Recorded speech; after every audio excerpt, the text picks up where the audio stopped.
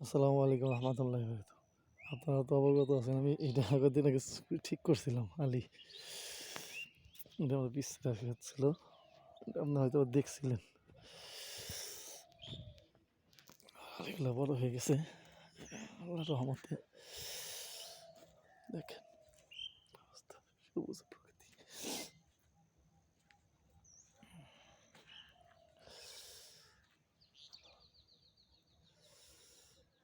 সাংঘাতিক কুয়াশা কুয়াশা দেখছেন বাংলাদেশের পরিস্থিতি।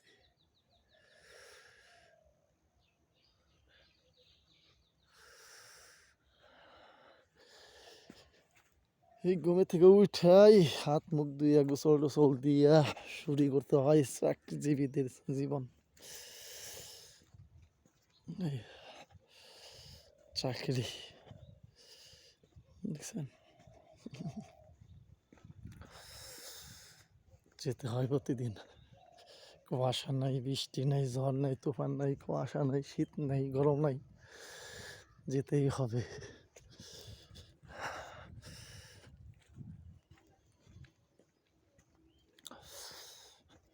যেতেই হবে। আমাদের এলাকাটা অনেক সুন্দর, দেখার মতো পরিবেশ। সব জায়গায় প্রাকৃতিক সৌন্দর্য দেখেন। সরিষা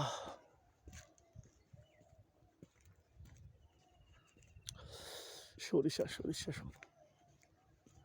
সরিষা সব জায়গাতে লাগায় আমাদের এদিক দিয়ে, আল্লাহর রহমতে। আজকে বেরিয়েছি সকাল সকাল, এরপরে এখান থেকে ঘন কুয়াশা।